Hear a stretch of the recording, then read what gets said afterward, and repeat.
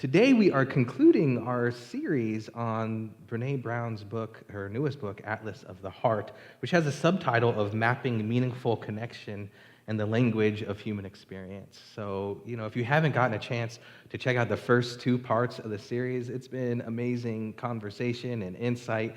I'd encourage you all to go and check those out if you haven't done so already. So, in order to create, greater connection with ourselves and others, Brene Brown, she's really telling us through this book that we need to get really good and really proficient at being able to name the emotional experiences that we're having.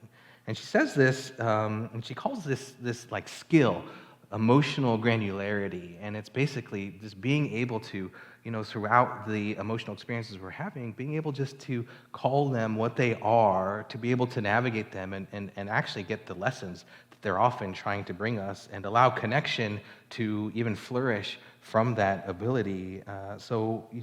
Last week, Reverend Shannon and I looked at a few different emotions, the first of which was sadness.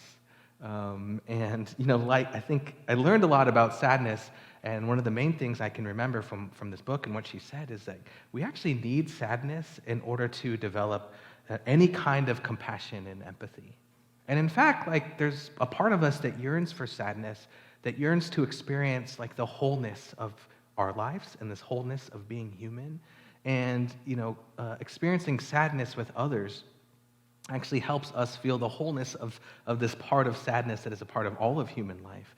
And so she talked about that's partly why we probably crave watching sad movies. Even though they make us feel sad, there's something really fulfilling about that we can actually get to some enjoyment when we allow ourselves to be moved by that sadness. So last week in our Zoom conversation, which, by the way, happens right after our service here today at 12:15 via Zoom. So, it's casual, laid back. It's just a way for us to go deeper into this material. So if you're tuning in live right now, go to our website, New Thought CSL, and join the conversation. But last week, we all got to share about some of our favorite movies, sad movies, and why they're our favorite sad movies. And I thought that provided a lot of insight into how real this thing of, really craving sadness is. We also talked about loneliness as a little bit different from sadness. And again, not this emotion that we need to push away, but, it's simply a signal from our emotional bodies to ourselves, right? Just like hunger is a signal for us to eat and thirst is a signal for us to drink, loneliness is simply a signal for us to connect. And I think what's more is just like food and water, we as human beings, we really need connection. So when we're experiencing loneliness, instead of hiding that away or feeling bad about feeling lonely or just kind of falling into that perhaps spiral that it can kind of feel like in loneliness, just know oh no, this is just helping me wake up, that I need to make some connections right now, and to treat it that way, not necessarily as good or bad, but just as a signal. We also talked about paradox, which, gosh, in the spiritual world, there is so much paradox that I think we need to be able to hold, two things that perhaps are conflicting and be able to hold them equally to come to a deeper insight about human life itself. There's a ton of great conversation about that. And then lastly, we talked about this thing called hope, right? And something I know that we're kind of starved for hope these days. And so we need to cultivate hope, perhaps now more than ever. Shannon gave this amazing practice that comes out of Brene Brown's book that helps us, just cultivate hope. She basically said that, whenever something comes up that's tough, there's this practice of asking ourselves, will this thing be a big deal in 5 minutes, in 5 days, in 5 months, 5 years?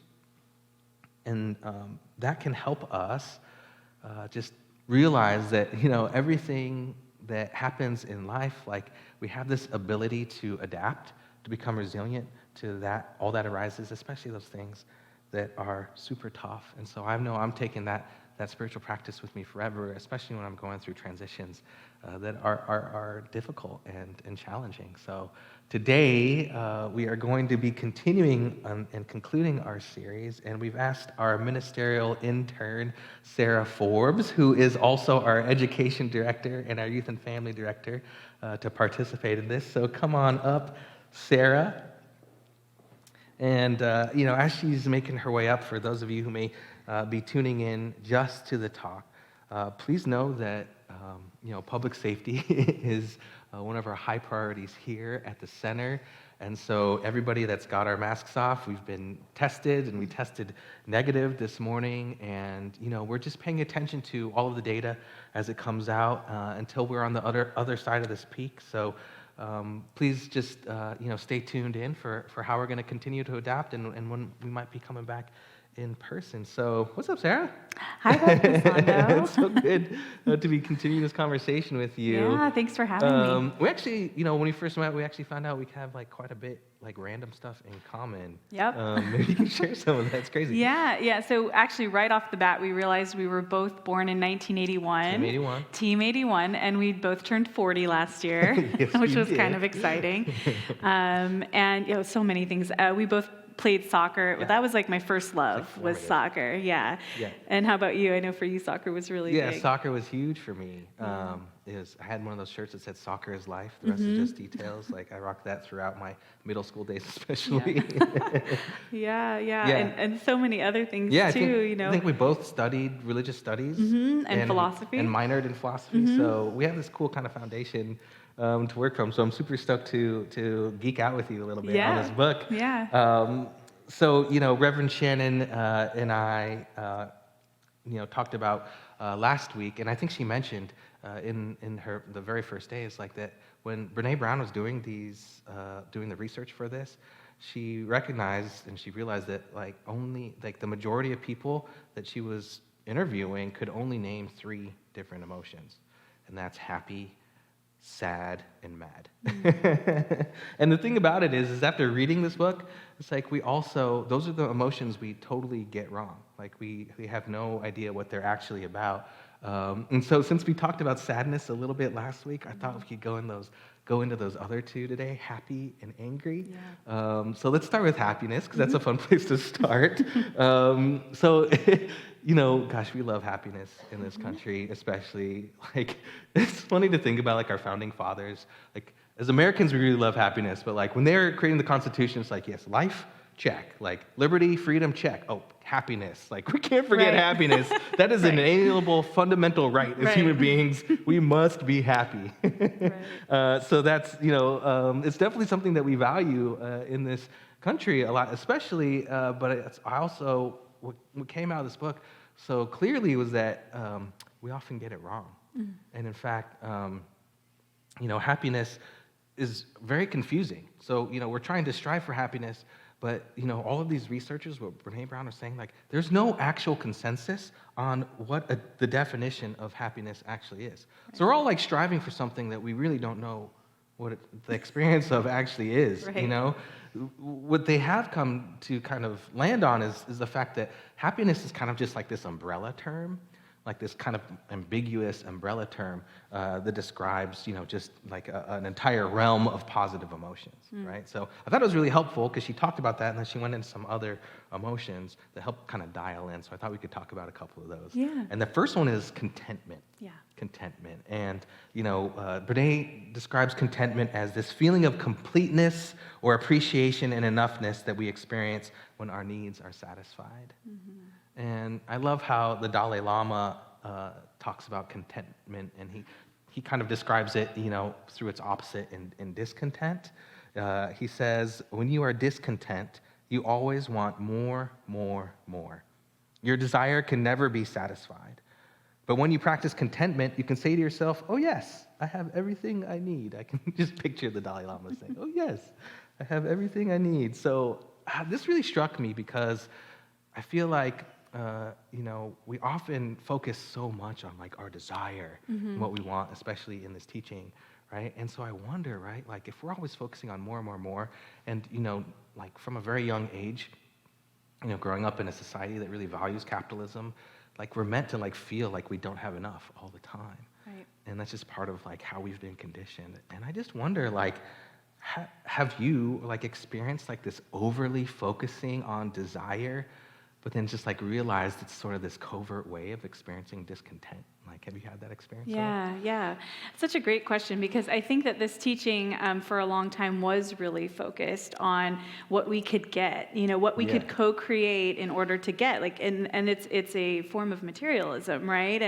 And it can be oftentimes disguised as spirituality. Sure. And so I think that when I first came to this teaching, I was really drawn to the idea of, like I can feel abundant with more finances and more, a better quality of life in my living situation, and all of those things are wonderful and great, but the more you explore those and keep going down that path, it does add to that overall feeling of discontentment. And what I kind of came to realize, and what I'm focusing more on now, is whether I'm in alignment or not with the qualities of God, rather than getting more, or grass is always greener. Totally. The other side type thing.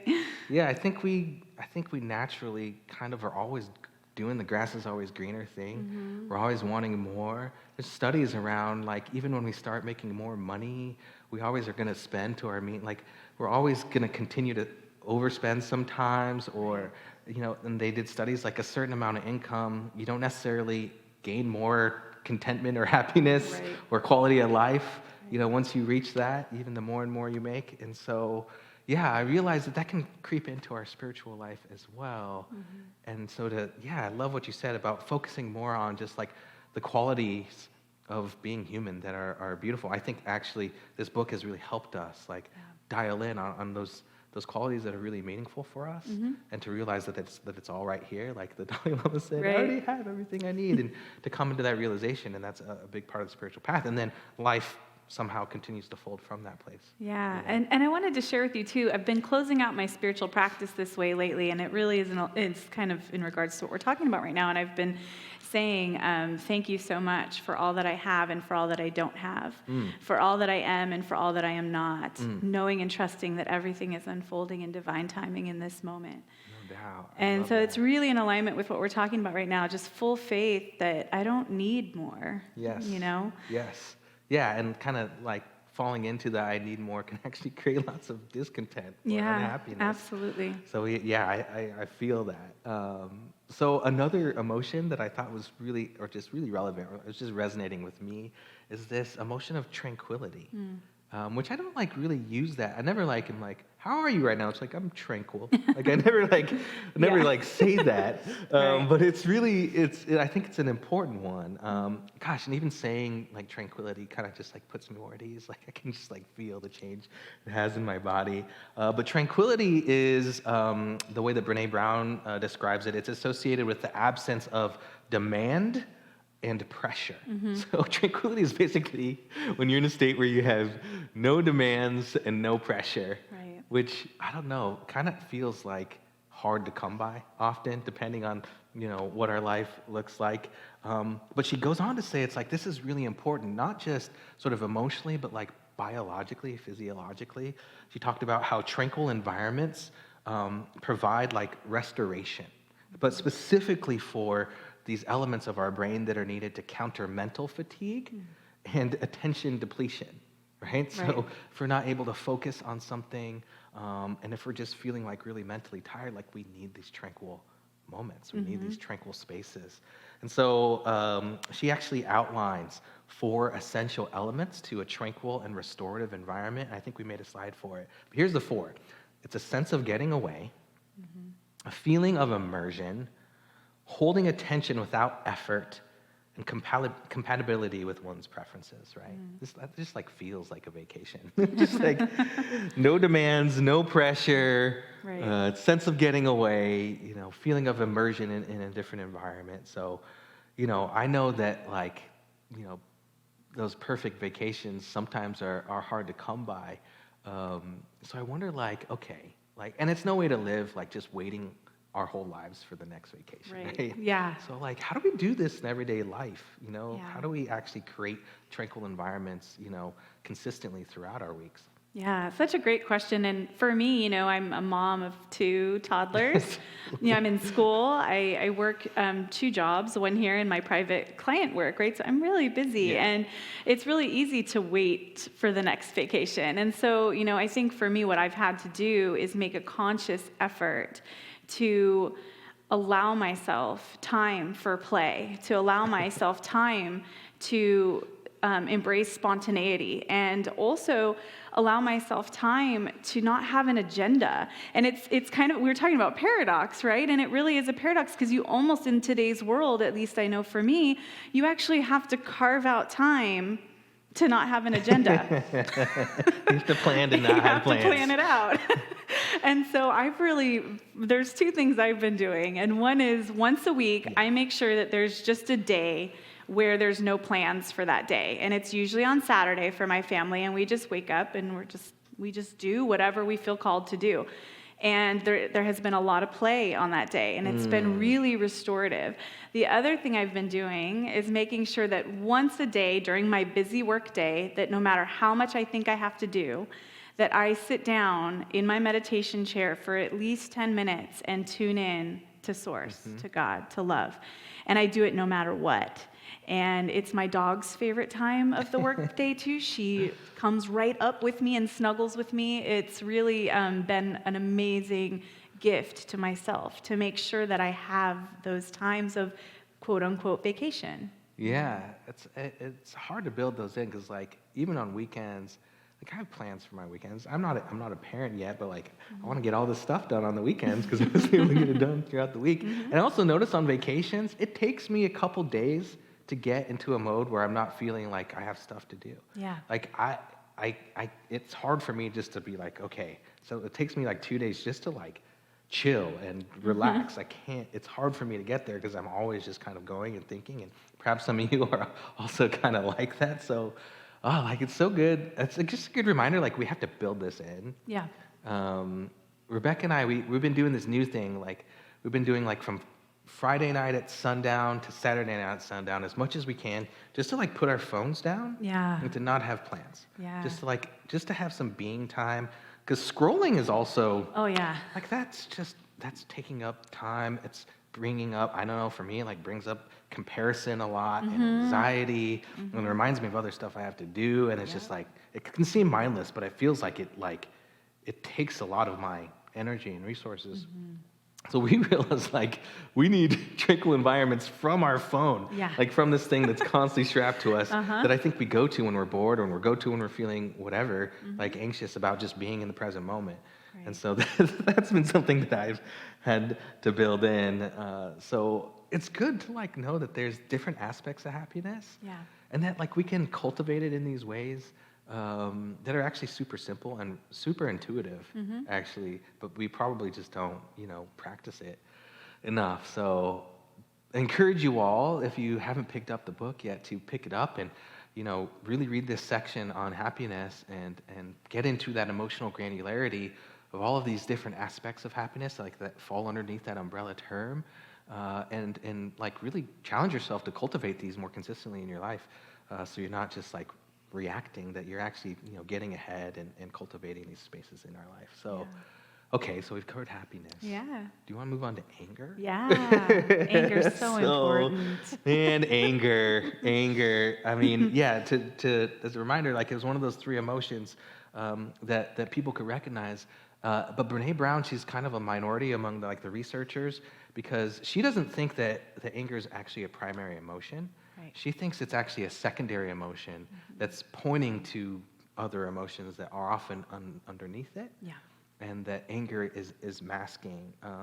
I love what she says about this. She says, through her research, she said, over the past 2 decades, when research participants talked about being angry, the story never stopped there. Their narratives of anger unfolded into stories of betrayal, grief, injustice, shame, vulnerability, and other emotions. And the more data we collected, including interviews with more than 1,500 therapists and counselors, the more certain I became that anger is a secondary or indicator emotion that can mask or make us unaware of other feelings that are out of our reach in terms of language, or that are much more difficult to talk about than anger. And I love what she says, like how she ends this. She says, we live in a world where it's much easier to say, I'm so pissed off, than to say, I feel so betrayed and hurt. It's much easier to say, I'm so angry with myself, than simply, I'm just disappointed in how I showed up there, right? And so Out of the 87 emotions that she names in this book, 20 of them, she said, are likely to present as anger, right? So like a quarter of the emotions that she thought was really important, like they all appear as anger, but actually are sort of masking something that's underneath there. And she talks about how, often because we're not able to like really define what we're experiencing, we just get kind of wrapped up in that emotion and we don't allow it to move through us. And she also talks about how anger is unsustainable that way. Like if we hold on to it, it will do damage to us. It's not sustainable. Rather, she sees it as more of a catalyst. Like when we're angry about injustice, we can't just sit there, but we can allow it to transform into action, to transform into this greater unconditional love for the people that we're living around within our society. We can transform into something else, but it can't just stay there in that space. And so here's the 3 things that she says about anger that I thought are really good for us to take away, and then we can get into it. She says, anger, first, it often masks emotions that are more difficult to name. And just like loneliness, right, as we talked about before, just as an indicator light in our car tells us to pull over and check things out, anger is a very effective emotional indicator light that tells us to pull over and check things out. I love that. It's like when I'm feeling angry, we just need to stop for a second. And then anger in response to experiencing or witnessing injustice, pain, and struggle can be a powerful catalyst for change. But by definition, a catalyst sparks change. It's not the change. So there's so much there. Yeah. But I'm wondering, like, have you ever had the experience where, like, you're experiencing anger, but then you realized or had the experience of it masking something that was underneath it? Yeah, so many times actually. But I want to first bring up the very, very first time this ever happened to me, where I had the awareness that anger was masking something else. I went to a Vipassana center and I decided to take a vow of silence for a month, and so every single day I would sit with my feelings for like 9 hours. That's what you do in Vipassana centers. So every day for a month, that's what I did. And at some point, I think like on the 5th day, all of a sudden I started to feel this like really intense rage. Like it almost scared me. I was never in my life aware that there was that much rage inside of me. And I felt it welling up, and it felt so concerning that my body had a hard time sitting still. And I remember we were instructed in Vipassana centers to just sit and not react to any of it and to just be with it. So I did my best to sit there, not react to it. And it was just this huge well of rage. And I remember I just kept sitting, kept holding it, kept sitting. And eventually it lifted up. And I remember it moving through my neck, this huge energy, and just out the top of my head. And as I felt it leave, what rushed right in for me to feel was this unbelievable grief and sadness and pain. And I could feel how the anger was almost energetically pushing the grief down. Like that's what it felt like in my body.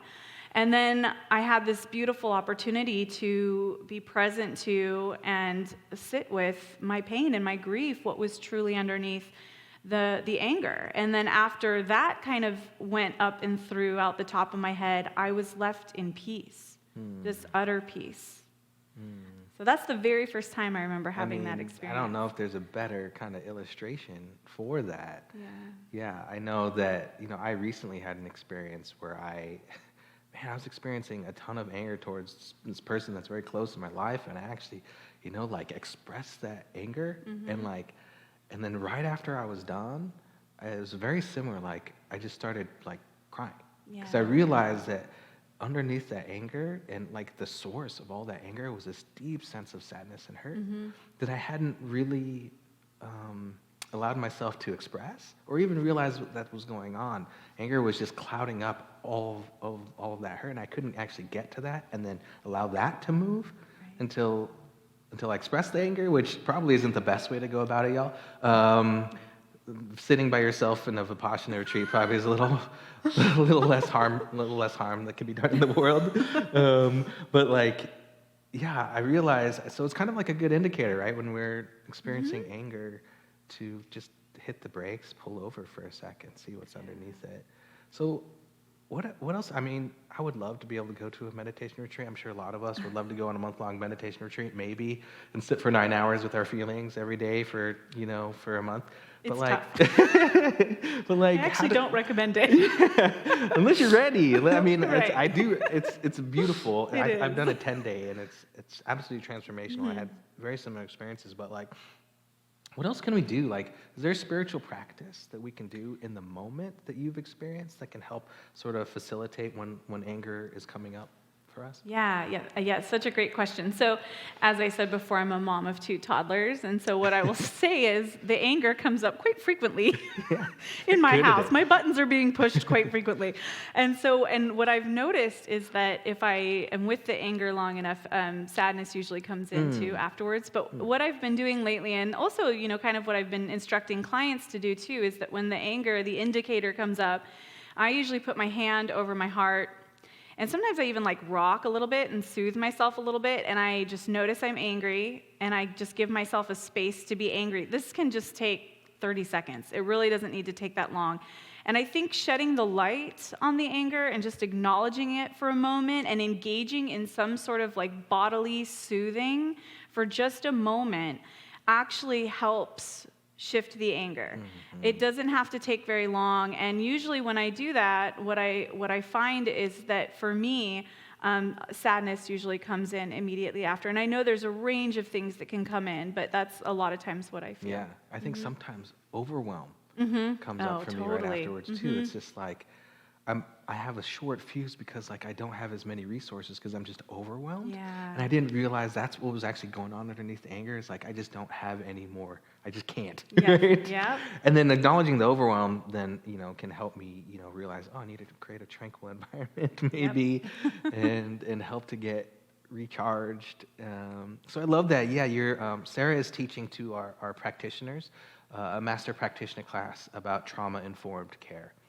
And that was one of the things we learned last week about how when we're experiencing a trauma, like when we're going into that fight, flight, freeze, reaction, as we always do, when our nervous system's kind of on overload, it's really helpful just to get into our space, into our bodies. Right. And I can remember you had us even do that last week, and like I remember just like rubbing my heart a little bit, and the physiological shift. Because you can, like trauma, or when we're triggered in some way like that, we can feel it in our body. Anger is a very visceral, like body, centered emotion, Right. or secondary emotion. And I noticed, like just getting present in my body, you had us just pay attention to what was going on in the room, just like engaging that awareness. That's so deeply important for those kinds of experiences. And so that's really good. I think I'm going to take that home with me as a spiritual practice this week is, whenever something is coming up that's kind of overwhelming or feeling this anger, just to like get into our body a little bit and to nurture ourselves, which, as a dude, that's like not something I was taught to do very well. Absolutely. And so I super appreciate that. So, well, I know like there's so much we could talk about. There's actually more that I wanted to talk about. This last section of the book is really talking about cultivating connection. So we don't have time for it today, but I encourage you all to really look at that last section. It's a lot of overview of what her last few books have been about, but there's some new research as well. So I have so enjoyed this time with you, Sarah. Yeah. So this is actually the conclusion of this format. We're sitting in these big chairs having these conversations. Right. So next week, starting in February, we're going to continue just to have a playful energy around how we're doing services. So we're gonna have a newer format for this as well. So encourage you all to tune in next week and stay tuned for what we're going to bring next week.